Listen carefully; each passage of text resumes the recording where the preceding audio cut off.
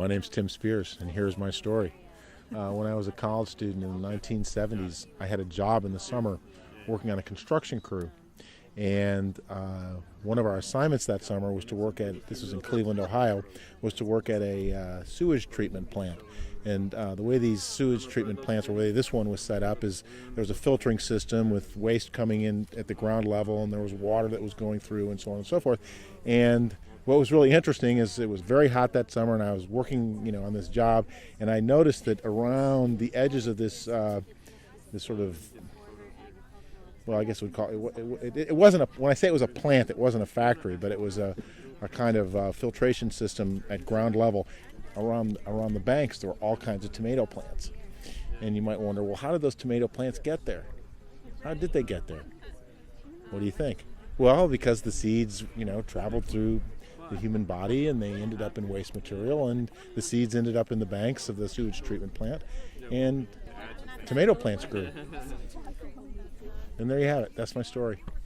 I'm Claire Donahue-Meyer, and my food story is about carbs, in particular pasta and bread, because when I was a kid, my parents made a lot of bread and also pasta sometimes, like homemade, and we had pizza every Friday night, so we had a lot of delicious carbs in our lives.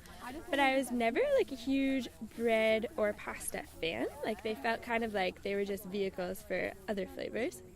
And especially in high school, I kind of just didn't eat noodles or bread because I think it was like a body image thing, like feeling like I just couldn't have carbs because I was like a teenage girl.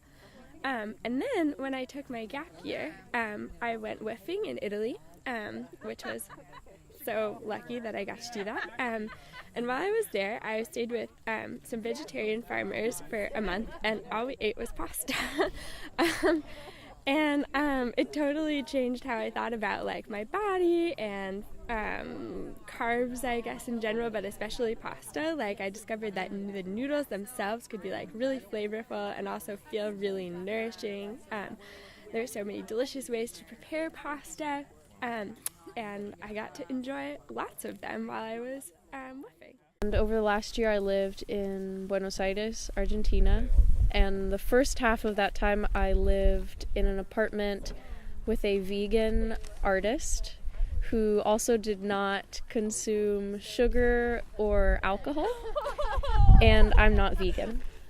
I eat meat. I like my yogurt. But anyway, the main story from living with this vegan artist, jewelry maker, sculptor was when it started to get really hot, she would just put any sort of vegetable that she had in the food processor and then put it in the fridge, and we'd eat cold, like raw soup.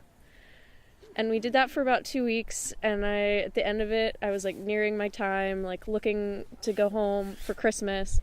I was just kind of like, you know what, after I leave, I don't know if I can eat beets anymore. Like, I don't know. If I look at a beet, I might cry. And to this day, I have not eaten a beet. Even though I know they're good for you, I just see it, I see the color, and I think of all those beet soups that I had, like hot nights in this apartment, no air conditioning, eating that, and I still haven't been able to go back. Once upon a time, some years back, I was ill, and a whole bunch of friends got together to make sure I got to the doctors and got to the tests and was eating right and got everything I needed. So I had one friend who was in charge of monitoring everybody, and she organized some friends in the food group and said here she can eat fresh fruits and vegetables and soups and so on and so, but nothing bad, no fats, no sugars, blah, blah, blah.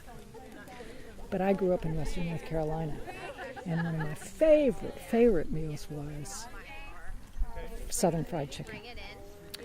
And a friend of mine who was also Southern, who was in the food list, didn't have time to produce Southern fried chicken for me, but she brought over this big barrel of Kentucky fried chicken. And we put that in my refrigerator. And the friend that was organizing all these friends was aghast. She said, she can't eat that. I can't believe she can't eat that. She can't eat that. Well, every day I'd sneak into the refrigerator, eat a piece of chicken. I think it got me through the whole ordeal. So that's my food story.